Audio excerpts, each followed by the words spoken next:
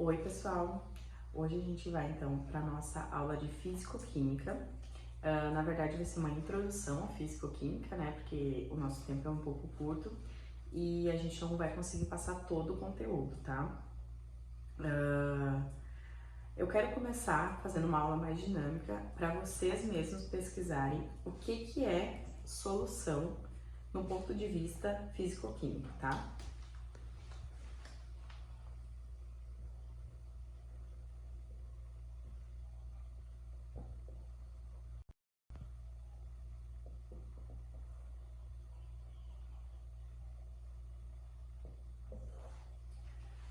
Então vocês pesquisem e a gente já retoma o conteúdo. Para, né? Então, agora que vocês pesquisaram o que é uma solução no ponto de vista físico-químico, a gente vai falar então sobre mistura, tá? Uma mistura, ela é uniforme em toda a sua extensão, tá? A gente não consegue ver as partes separadas de uma mistura. Um exemplo prático é um bolo. Quando a gente faz um bolo, a gente usa vários ingredientes. A gente não consegue ver, depois que o bolo tá pronto, esses ingredientes, né? A gente só vê o bolo ali, todo prontinho. As duas partes envolvendo a solução, então, nessa mistura, né? São solutos e solventes, tá? Então, agora, pra gente fazer uma nova dinâmica, vocês vão pesquisar sobre o que é soluto e solvente.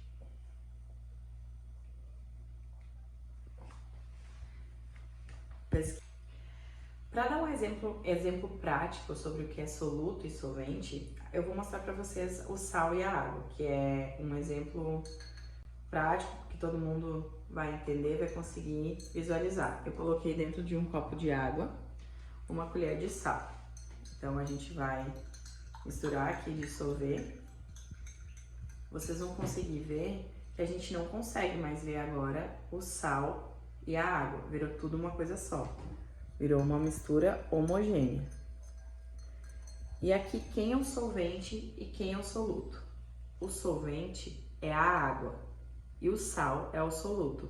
Por quê? Porque o solvente, ele está em maior quantidade, o solvente está em maior quantidade e o soluto está em menor quantidade. Sempre, normalmente, assim, né, vai ser assim, o soluto em menor quantidade e o solvente em maior quantidade. Agora, vamos entrar, então, na saturação dessas misturas. A gente vai assistir uma videoaula que vai explicar bem certinho para você sobre saturação e a gente já retoma o conteúdo. Temos uma solução insaturada, uma solução saturada e uma solução supersaturada. Qual que é a diferença entre cada uma? Para a gente analisar a diferença, nós precisamos saber o que é o coeficiente de solubilidade. Esse coeficiente, ele vai ser o valor que a gente consegue solubilizar em uma certa quantidade de água e também a uma determinada temperatura. Então depende da quantidade do solvente e também da temperatura. Por exemplo, peguei aí o coeficiente de solubilidade do NaCl, que é o sal de cozinha. Então ele dissolve 36 gramas em 100 gramas de água a 20 graus Celsius. Então, digamos que tudo aqui está em 20 graus Celsius. Para ser uma solução insaturada, então significa que ele dissolve 36 gramas, né? Digamos que aqui todos têm 100 gramas de água. Se eu pegar e colocar 30 gramas de NaCl, vocês concordam comigo que ele consegue solubilizar mais ainda? Porque o máximo que ele consegue a 20 graus é 36. Só que eu coloquei só 30. Se eu coloquei menos, então ela é uma solução insaturada, porque ela tem menos do que dá para colocar nela ainda. Agora, se eu pegar e colocar, por exemplo, 37 gramas de NaCl, só aguenta solubilizar 36. Então aqui, ó, tem 36. 1 grama que tá a mais aqui vai para o fundo. Se não tivesse esse 1 grama a mais, ia ficar uma solução parecida com a anterior, só que com os 36 gramas. E aí nós falamos que essa solução ela é saturada, saturou, não aguenta mais nada. Então nesse caso aqui, que eu coloquei os 37, vai ficar 1 grama no fundo. Quando forma um sólidozinho no fundo, é chamado de precipitado ou corpo de fundo. E a solução ela fica saturada com os 36 gramas. Agora vamos para a solução supersaturada. Como eu falei, nesse exemplo aqui, dá para solubilizar 36 gramas. Mas e se eu aquecer? Porque 36 gramas em 20 graus Celsius. Mas digamos que esteja a 50 graus Celsius. A 50 graus Celsius, o coeficiente do NaCl é 37 gramas de NaCl, que dá para solubilizar em 100 gramas de água. Então aqui eu coloquei 37 e deu para solubilizar porque está a 50 graus Celsius. Então quando resfriar, ela vai continuar solubilizado 37 gramas. Por isso, ela é uma solução super saturada, porque ela vai ter mais do que ela realmente aguenta. Só que essa solução super saturada, ela é muito instável, porque como tem a mais do que ela aguenta, então qualquer perturbação pode fazer com que precipite e acabe voltando no anterior, que é a solução saturada, com o corpo de fundo, tá? Então, solução insaturada é menos do que dá para solubilizar naquela quantidade de água, aquela temperatura. Solução saturada é o máximo que dá para colocar e a solução supersaturada você vai colocar mais. Para isso precisa aquecer. Vamos falar então, pessoal, sobre os fatores que afetam a solubilidade então dessas soluções, tá? Se vocês quiserem ir escrevendo o que eu vou falando, que eu vou ditando para um posterior estudo depois, eu recomendo para vocês, tá? Então, os fatores que afetam a solubilidade. O principal, a temperatura.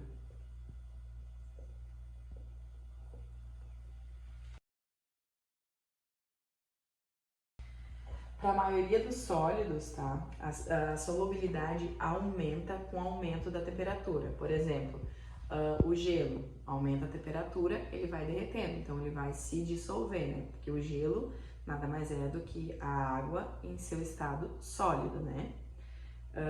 Já então para os gases, a solubilidade geralmente ela diminui com o aumento da temperatura, é inverso, tá? Outro importante que afeta a solubilidade é a pressão, tá? Por exemplo, assim, a solubilidade de um gás em um líquido é diretamente proporcional à pressão do gás acima do líquido. Isso aqui vocês vão entender melhor vendo a lei de Henry.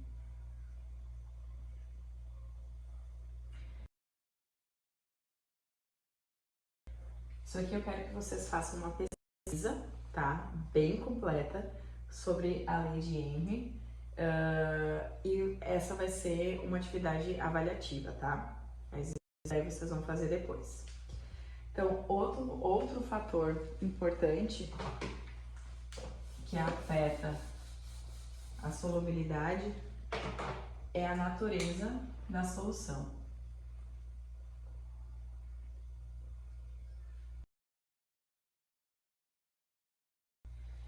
Que é o soluto e o solvente que a gente estava falando, né? Semelhantes, será que dissolvem semelhantes? Sim. Substâncias polares tendem a se dissolver em solventes polares, assim como substâncias apolares tendem a se dissolver em solventes apolares, tá? Vamos falar agora em exemplos na prática, para vocês entenderem melhor aonde estão essas soluções, né? Por exemplo, elas são cruciais em química, biologia, medicina, na indústria, né? Soluções intravenosas de hospitais, soluções para preparação de alimentos, que foi... Então, para finalizar, gente, como eu tinha falado antes, vocês vão fazer uma pesquisa bem completa sobre a lei de Henry, que vai ajudar a entender mais conteúdo depois da videoaula que a gente viu e depois das explicações que eu dei sobre alguns conteúdos. Então é isso e até a próxima aula. Deu? Deu, só que não tá